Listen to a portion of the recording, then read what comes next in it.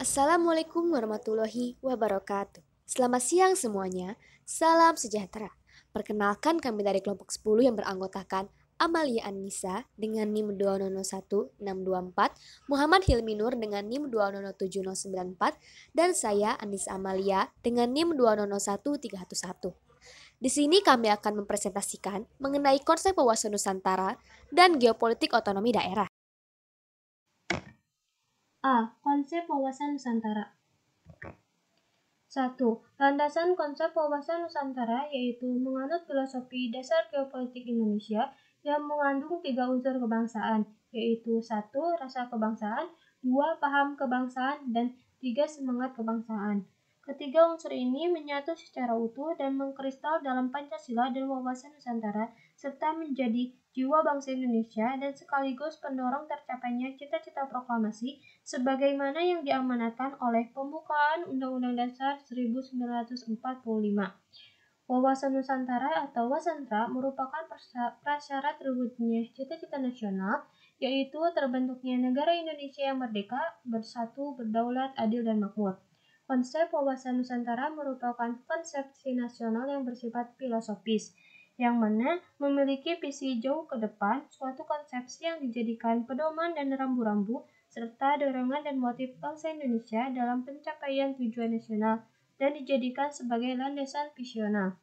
Undang-Undang Dasar 1945 merupakan landasan dari wawasan Nusantara, terutama pada bagian pembukaan.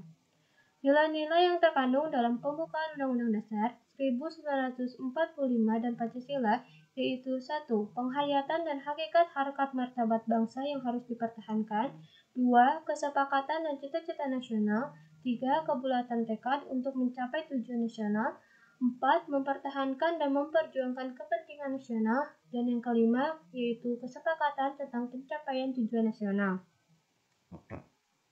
2. Pengertian dan hakikat wawasan Nusantara. Wawasan berasal dari kata wawas yaitu meninjau, memandang, dan mengamati. Dapat pula diartikan sebagai konsepsi cara pandang menurut KBBI tahun 2002 nomor 1271. Pengertian wawasan Nusantara menurut para ahli yaitu sebagai berikut. 1. Kebulatan wilayah nasional termasuk satu kesatuan bangsa, satu tujuan dan tekad perjuangan, dan satu kesatuan hukum, satu kesatuan sosial budaya, satu kesatuan ekonomi, dan satu kesatuan hankam Hasnan Habib. 2. Cara pandang dan sikap bangsa Indonesia mengenai diri dan lingkungannya dengan mengutamakan persatuan dan kesatuan bangsa serta kesatuan wilayah dalam penyelenggaraan kehidupan bermasyarakat, berbangsa, dan bernegara menurut MPR tahun 1998. Yang ketiga yaitu cara pandang dan sikap bangsa Indonesia mengenai diri dan lingkungannya yang serba beragam dan bernilai strategis dengan mengutamakan persatuan dan kesatuan bangsa serta kesatuan wilayah dalam penyelenggaraan kehidupan bermasyarakat, berbangsa, dan bernegara untuk mencapai tujuan nasional menurut Lemhanas 1999. Hakikat wawasan Nusantara. Wawasan Nusantara hakikatnya adalah cara pandang bangsa Indonesia tentang diri dan lingkungan keberadaannya dalam memanfaatkan kondisi dan konstelasi geografi dengan menciptakan tanggung jawab dan motivasi atau dorongan bagi seluruh bangsa Indonesia untuk mencapai tujuan nasional. Terbentuk karena suatu bangsa tinggal dalam suatu wilayah yang diakui sebagai miliknya untuk kehidupannya. Paham Nusantara menurut dua arah pengaruh, yaitu satu ke dalam, berlaku asas kepulauan, yang mana menuntut terpadunya unsur tanah dan air yang selaras dan serasi guna merealisasikan wujud tanah air. Yang kedua yaitu keluar, berlakunya asas posisi antara yang menuntut posisi kuat bagi Indonesia untuk dapat berdiri tegak dari tarikan segala penjuru. Yang ketiga yaitu tujuan dan fungsi wawasan Nusantara. Tujuan wawasan Nusantara yaitu untuk mewujudkan persatuan dan kesatuan yang dijiwai kekeluargaan dan rasa kebersamaan bangsa Indonesia dalam segenap aspek kehidupan nasional dan turut serta menciptakan dalam ketertiban dan perdamaian dunia. Hakikat tujuan wawasan Nusantara yaitu mengandung arti 1. penjabaran tujuan nasional yang telah diselaraskan dengan kondisi posisi dan potensi geografinya, serta kebinekaan budaya. 2. Pedoman pola tindak dan pola pikir kebijaksanaan nasional. Dan yang ketiga yaitu hakikat wawasan Nusantara, yaitu persatuan dan kesatuan dalam kebinekaan. Rapat merumuskan bahwa fungsi wawasan Nusantara merupakan petunjuk peroperasional umum tertinggi dalam penyelenggaraan pemerintahan negara yang kehidupan berbangsa, serta sekaligus merupakan faktor integrasi dalam penyelenggaraan politik, ekonomi, sosial budaya, dan pertahanan keamanan. Sehingga daya dan dana di keempat bidang fungsi itu dapat dipacu secara serentak dan didaya-gunakan secara terpadu agar memberikan hasil yang maksimal. 3. Yaitu fungsi wawasan Nusantara secara umum. 1. Menumbuhkan dan mengembangkan kesadaran, paham, dan semangat kebangsaan Indonesia. 2. Menanamkan dan memupuk kecintaan pada tanah air Indonesia sehingga rela berkorban untuk membelanya. 3. Menumbuhkan kesadaran dan pemahaman tentang hak, kewajiban, dan tanggung jawab warga negara yang bangga pada negara Indonesia. Yang keempat, mengembangkan kehidupan bersama yang multikultural, plural, berdasarkan nilai-nilai persatuan dan kesatuan. Yang kelima, mengembangkan keberadaan masyarakat madani civil society sebagai pengembangan kekuasaan pemerintahan. 4. Asas wawasan Nusantara. Asas wawasan Nusantara adalah ketentuan atau kaidah-kaidah dasar yang harus dipatuhi, ditaati, dipelihara, dan diciptakan agar terwujud dan dihayatinya cara pandang yang utuh menyeluruh. Asas wawasan Nusantara terdiri dari 1. Kepentingan bersama, 2. Keadilan, dan 3. Kesetiaan terhadap kesepakatan atau ikrar bersama. 5. Kedudukan dan peranan wawasan Nusantara. Dalam sistem kehidupan nasional Indonesia sebagai paradigma kehidupan nasional Indonesia, urutannya sebagai berikut, yaitu 1. Pancasila sebagai filsafat, ideologi bangsa, dan dasar negara. Yang kedua, Undang-Undang Dasar 1945 sebagai konstitusi negara. 3. Wawasan Nusantara sebagai geopolitik bangsa Indonesia. 4. Ketahanan nasional sebagai geostrategi bangsa dan negara Indonesia. Dan yang kelima yaitu politik strategi nasional sebagai kebijakan dasar nasional dalam pembangunan nasional.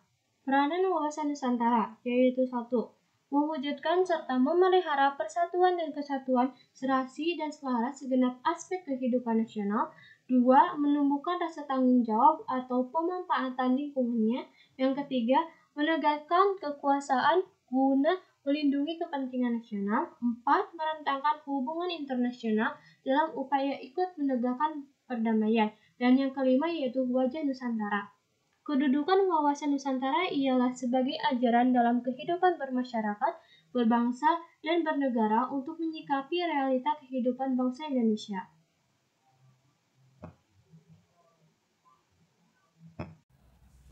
Wajah wawasan Nusantara meliputi sebagai wawasan nasional yang melandasi konsepsi ketahanan nasional. Wawasan Nusantara dijadikan suatu landasan konsepsi ketahanan nasional karena dalam mencapai tujuan nasional akan banyak menghadapi ancaman, tantangan, hambatan, serta gangguan, baik yang datang dari luar maupun dari negeri sendiri. Wawasan pembangunan nasional yang mencakup perwujudan Kepulauan Nusantara sebagai satu kesatuan politik, dalam arti bahwa kebulatan wilayah nasional dengan segala isi dan kekayaannya merupakan satu kesatuan wilayah serta menjadi modal dan milik bersama bangsa. Bahwa bangsa Indonesia harus merupakan kesatuan bangsa yang bulat dalam arti seluas-luasnya. Bahwa secara psikologis, bangsa Indonesia harus merasa satu, senasib, sepenanggungan, sebangsa dan setanah air, serta mempunyai satu tekad dalam mencapai cita-cita bangsa. Bahwa Pancasila adalah satu-satunya falsafah serta ideologi bangsa dan negara. Bahwa kehidupan politik di seluruh wilayah Nusantara merupakan satu kesatuan politik yang diselenggarakan berdasarkan Pancasila dan Undang-Undang Dasar 1945. Bahwa seluruh kepulauan Nusantara merupakan satu kesatuan sistem hukum. Bahwa bangsa Indonesia yang hidup berdampingan dengan bangsa lain ikut menciptakan ketertiban dunia. Yang kedua, perwujudan Kepulauan Nusantara sebagai satu kesatuan ekonomi, dalam artian bahwa kekayaan wilayah Nusantara baik potensial maupun efektif adalah modal dan milik bersama bangsa, dan bahwa keperluan hidup sehari-hari harus tersedia merata di seluruh wilayah tanah air. Tingkat perkembangan ekonomi harus serasi dan seimbang di seluruh daerah, tanpa meninggalkan kehidupan ekonominya. Kehidupan perekonomian di seluruh wilayah Nusantara merupakan satu kesatuan ekonomi yang diselenggarakan sebagai usaha bersama berdasar atas asas kekeluargaan dan ditunjukkan bagi sebesar-besar kemakmuran rakyat. Yang ketiga, perwujudan Kepulauan Nusantara sebagai satu kesatuan sosial dan budaya, dalam artian bahwa masyarakat Indonesia adalah satu, berkehidupan bangsa harus merupakan kehidupan yang serasi dan terdapatnya tingkat kemajuan masyarakat yang sama, merata, serta seimbang. Bahwa budaya bangsa Indonesia pada hakikatnya adalah satu, sedangkan corak ragam budaya yang ada menggambarkan kekayaan budaya bangsa yang menjadi modal dan landasan pengembangan budaya bangsa. Yang keempat, perwujudan Kepulauan Nusantara sebagai satu kesatuan pertahanan dan keamanan memiliki arti bahwa ancaman terhadap satu pulau atau satu daerah pada hakikatnya merupakan ancaman terhadap seluruh bangsa dan negara, bahwa tiap-tiap warga negara mempunyai hak dan kewajiban yang sama dalam rangka pembelaan negara dan bangsa. Yang ketiga, wawasan pertahanan keamanan. Kesatuan pertahanan dan keamanan negara mengandung arti bahwa ancaman terhadap sebagian wilayah manapun pada hakikatnya merupakan ancaman terhadap seluruh bangsa dan negara. Indonesia sendiri merupakan suatu wilayah lautan dengan pulau-pulau di dalamnya yang mempunyai letak ekuatorial beserta segala sifat dan corak khasnya. Maka, implementasi nyata dari wawasan Nusantara yang menjadi kepentingan pertahanan keamanan negara harus ditegakkan. Implementasi nyata ini bertujuan untuk menjamin keutuhan wilayah nasional dan melindungi sumber kekayaan alam beserta penyelarasannya. Juga untuk menunjukkan kedaulatan negara Indonesia. Wawasan Nusantara sebagai wawasan kewilayahan. Eksistensi batas suatu negara nasional perlu ditentukan agar tidak terjadi sengketa dengan negara tetangga. Karena itu, pada umumnya batas-batas wilayah suatu negara dirumuskan dalam konstitusi negara, baik secara tertulis maupun tidak tertulis. Dalam menentukan batas wilayah negara, pemerintah Indonesia mengacu pada aturan Peralihan Pasal 1 Undang-Undang Dasar 1945 yang berbunyi, segala peraturan perundang-undangan yang ada masih tetap berlaku selama belum diadakan yang baru menurut Undang-Undang Dasar ini. Pada tanggal 26 Agustus 1939, pemerintah Hindia Belanda mengeluarkan sebuah ordonansi yang berisikan bahwa penentuan lebar laut wilayah Indonesia hanya sepanjang 3 mil. Namun, pada tanggal 13 Desember tahun 1957, pemerintah RI mengeluarkan Deklarasi Juanda. Deklarasi Juanda ini merubah penentuan lebar laut wilayah Indonesia yang tadinya 3 mil menjadi 12 mil.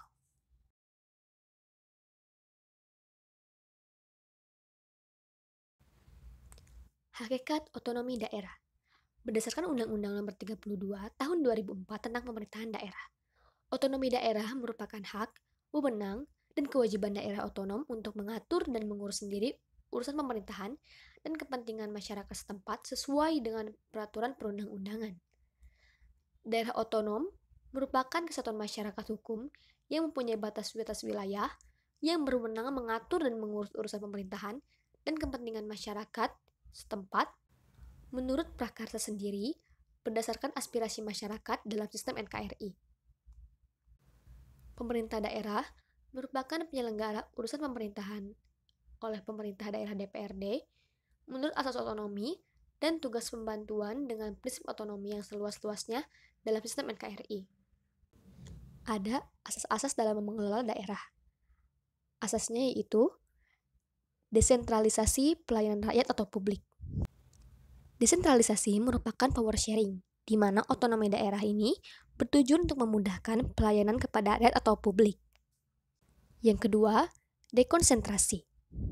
Dekonsentrasi merupakan pelimpahan wewenang pemerintahan oleh pemerintah kepada gubernur sebagai wakil pemerintah dan atau kepada instansi vertikal di wilayah tertentu. Yang ketiga, tugas pembantuan.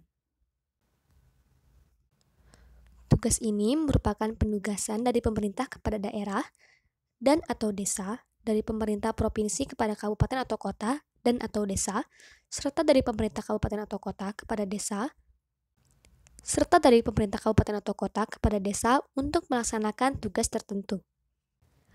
Prinsip otonomi daerah menggunakan prinsip otonomi seluas-luasnya, dalam arti daerah diberikan kewenangan untuk mengurus dan urusan pemerintahan di luar yang menjadi urusan pemerintah. Pembagian daerah. Wilayah Indonesia dibagi atas daerah-daerah provinsi, dan daerah provinsi itu dibagi atas kabupaten dan kota yang masing-masing mempunyai pemerintah daerah. Menurut pasal 2 Undang-Undang Nomor 32 Tahun 2004. Pembagian kewenangan. Menurut Undang-Undang Nomor 32 Tahun 2004 tentang pemerintahan daerah, mengatur tentang kewenangan pemerintah dan pemerintah daerah. Yaitu yang pertama, kewenangan pemerintah diatur pada pasal 10 ayat 3. Yaitu politik luar negeri, pertahanan, keamanan, moneter dan fiskal nasional, dan yang terakhir adalah justisi. Yang kedua, kewenangan wajib pemerintahan daerah provinsi berdasarkan pasal 13.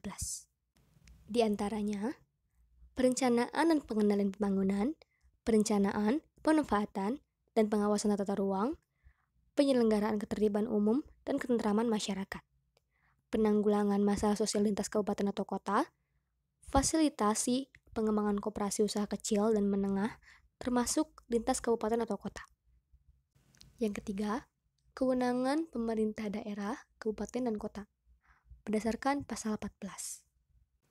Meliputi perencanaan dan pengendalian pembangunan, perencanaan, pemanfaatan, dan pengawasan tata ruang, penyelenggaraan ketertiban umum, dan ketentraman masyarakat. Yang terakhir, kewenangan pemerintah daerah untuk mengelola sumber daya alam dan sumber daya lainnya di wilayah laut berdasarkan pasal 18. Meliputi eksplorasi, eksploitasi, konservasi, dan pengelolaan laut, pengaturan administrasi, pengaturan tata ruang, dan penegakan hukum terhadap peraturan yang dikeluarkan oleh daerah atau yang dilimpahkan kewenangannya oleh pemerintah, serta ikut serta dalam pemeliharaan keamanan. 4. Sumber penerimaan pelaksanaan desentralisasi. Untuk mendukung jalannya pemerintahan di daerah, diperlukan dana. Namun tidak semua daerah mampu mendanai sendiri jalannya roda pemerintahan. Karenanya, pemerintahan harus membagi adil dan merata hasil potensi masyarakatnya. Dana itu berasal dari: yang pertama, pendapatan daerah. Pendapatan daerah meliputi pajak daerah, retribusi daerah, hasil pengelolaan kekayaan daerah, dan lain-lain pendapatan asli daerah yang sah. Yang kedua, dana perimbangan daerah. Dana perimbangan daerah ini terdiri dari dana bagi hasil, dana alokasi umum, dana alokasi khusus, pinjaman daerah. Daerah frontier. Daerah frontier terbentuk karena sifat manusia yang saling tergantung, baik dengan manusia maupun alam, sehingga terjadi simbiosis. Daerah frontier terjadi dikarenakan dorongan ekonomi, dorongan sosial budaya, dan dorongan politik. Karena tata ruang wilayah, rukun tetangga dan rukun warga, atau yang biasa disebut RT/RW, mengacu pada kepentingan nasional, tidak hanya mengacu kepentingan daerah semata, menurut Undang-Undang Nomor 24 Tahun 1992. Karena itu perlu standarisasi penataan ruang, dan sudah barang tentu mengacu pada asas negara. Dengan filosofi dalam pemanfaatan ruang, maka akan terwujud 1. Kelestarian, keserasian, dan keseimbangan antar manusia dan alam. 2. Manusia Indonesia sebagai insan lingkungan hidup yang memiliki sikap untuk melindungi dan membina lingkungan hidup. 3. Generasi masa kini dan generasi masa depan. 4. Kelestarian lingkungan hidup. 5. Terkendalinya pemanfaatan sumber daya secara bijaksana. 6. Terlindung NKRI dari dampak kegiatan dari luar wilayah NKRI yang menyebabkan pencemaran atau perusakan lingkungan hidup. Karena itu, penyusunan RT/RW perlu benar-benar terpadu. Geopolitik Indonesia dalam kerangka otonomi daerah. Geopolitik Indonesia dinamakan wawasan Nusantara sebagai landasan visional, merupakan cara pandang bangsa Indonesia terhadap diri dan lingkungannya yang sarwa. Nusantara sebagai satu kesatuan Ipolexos Budankam, yaitu ideologi, politik, ekonomi, sosial budaya, dan pertahanan dan keamanan. Prinsip-prinsip wawasan Nusantara di otonomi daerah dalam rangka mendukung ketahanan nasional adalah 1. Pancasila, 2. Persatuan dan Kesatuan, 3. Bhinneka Tunggal Ika, 4. Kebangsaan, 5. Kesadaran akan pentingnya bersatu, 6. Persatuan dan Kesatuan Bangsa, 7. Persatuan Wilayah Nasional, 8. Kesatuan Bangsa Indonesia dengan tanah airnya, 9. Kesatuan dalam kemajemukan bangsa Indonesia, 10. Satu kesatuan kekuasaan berdasarkan kedaulatan rakyat.